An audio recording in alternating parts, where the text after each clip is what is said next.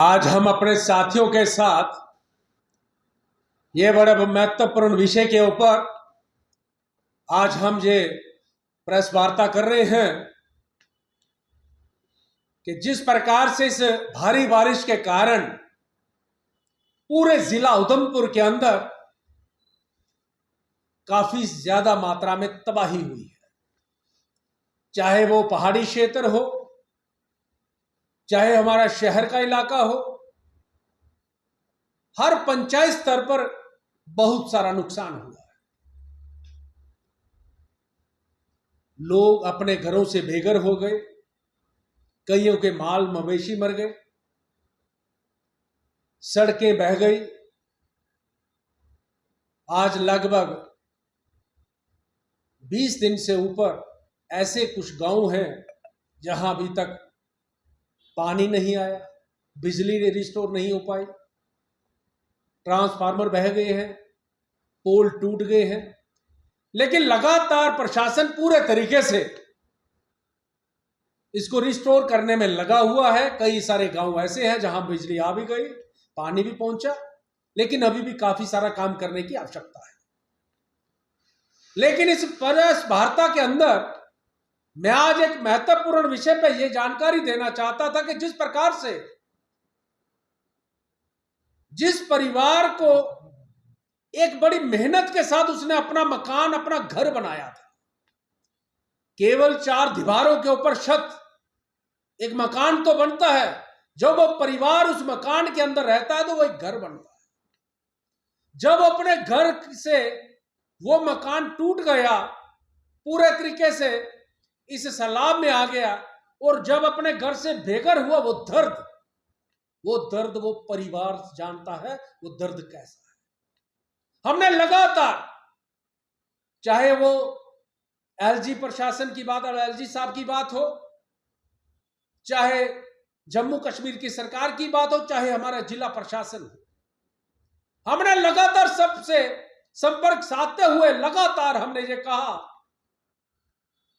कि ये त्रासदी, ये जो कहर है, ये लोगों के ऊपर एकदम ऐसे पड़ा है कि लोग बड़े बेबस हैं, बड़े अपने आप को असहाय, असुरक्षित महसूस कर रहे हैं। इस बार प्रशासन बिना देरी करे एकदम उनको उचित मुआवजा दे ताकि वो अपना रहन बसेरा, अपना घर बना पाए। लेकिन आज मैं आपके माध्यम से प्रशासन को भी आज अप्रिशिएट करता हूं उनके काम को। चाहे छोटे अधिकारी से लेकर बड़े अधिकारी तक सब लोगों ने गांव गांव में जाने का प्रयास किया, हर परिवार के पास पहुंचने का प्रयास किया। ऐसे ही कई एनजीओ थी जिन्होंने अनेकों अपने अपने माध्यम से जो पीड़ित लोग थे उन तक पहुंचने का, एक सहारा बनने का प्रयास किया। हमने भी अपने सभी साथियों के साथ एक ऐसा रोड मैप तैयार किया कि सब लोग अलग अलग पंचायतों में, दूर दराज के इलाके, चाहे पहाड़ी क्षेत्र हो, कई जगह सड़कें बंद हो गई थी, सड़कें बह गई थी, रास्ते बंद थे, उसके बावजूद परिवारों के पास जाए, वहां की स्थिति का जायजा भी ले कि वहां कितना डैमेज हुआ, कितना नुकसान हुआ है, और साथ में थोड़ा बहुत उनको रिलीफ भी दे। प्रशासन ने भी उसी तरीके से अच्छा काम किया, कई एनजीओ ने काम किया, बहुत सारे समाज के अंदर ऐसे लोग हैं जिन्होंने एक सहारा बनने का प्रयास किया। लेकिन हमारे यहां के उधमपुर ईस्ट के एक विधायक ने, जैसे फारूक अब्दुल्ला जी अलग अलग जगह पर अलग अलग स्टेटमेंट देते हैं, उन्होंने भी इसी तरीके से स्टेटमेंट देना शुरू किया।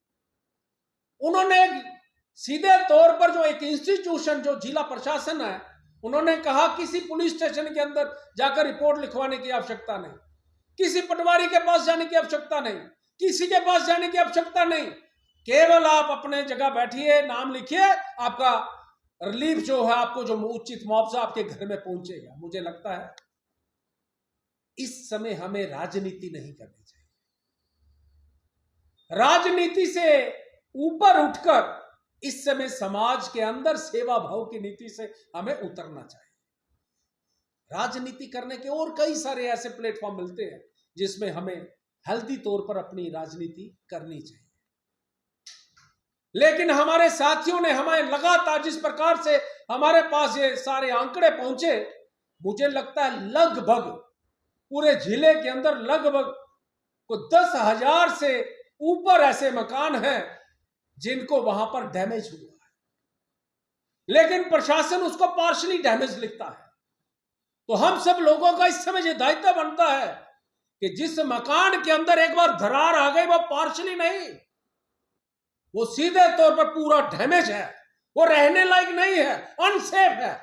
इस समय हम सब लोग जो अपने आप को लीडर कहते हैं, नुमाइंदे कहते हैं, हमारा ये दायित्व बनता है कि हम सब लोग जनता का सहारा बनकर प्रशासन से लड़े, प्रशासन को कहें कि ये पार्शली डैमेज नहीं है, ये फुली डैमेज है, इनको पूरा उचित मुआवजा मिलना चाहिए। आज लगभग सीधे तौर पर पूरे जिले के अंदर जो हमारे पास आंकड़ा पहुंचा है, लगभग 1500 के करीब ऐसे मकान हैं जो पूरे तरीके से गिर चुके हैं। लोग अपने घर से बेघर हो गए हैं। उनको प्रशासन की तरफ से भी टेंट मुहैया करवाया गया। सब लोगों को मुझे लगता है सब चीजें नहीं मिली, लेकिन अनेकों माध्यम से एक प्रयास किया गया कि कोई आदमी किसी तरीके से पीड़ा में ना रहे। लेकिन मैं समझता हूं जिस प्रकार से दो कैटेगरी पब्लिक के सामने आती है, एक फुली डैमेज, दूसरी पार्शली डैमेज। सीधे तौर पर कहेंगे पूरा मकान टूट गया तो एनडीआरएफ की गाइडलाइन के मुताबिक उनको 1,30,000 रुपया मिलेगा। लेकिन वो भी अगर उसकी फाइल कंप्लीट होगी, उसकी रिपोर्टिंग प्रॉपर होगी, पटवारी जी ने, बाकी सब ने पूरे तरीके से उसकी फाइल कंप्लीट की, केस कंप्लीट हुआ, तो उसके खाते में ऑनलाइन पैसे आए।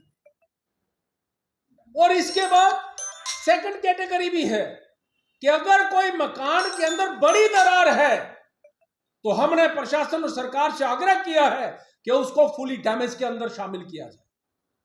जब अगर मकान के अंदर थोड़ा भी मकान का चाहे बेस हिल जाए, दीवार हिल जाए, लेंटर हिल जाए, जब कच्चे मकान हिल जाए, वो रहने लायक नहीं है, क्या हम उसका इंतजार करेंगे कि उस परिवार के ऊपर कोई ऐसी बात आए कि वो मकान के अंदर बंदे, वो वहां रहने वाले लोग नीचे आ जाए, तब हम उनके मुआवजे की बात करेंगे?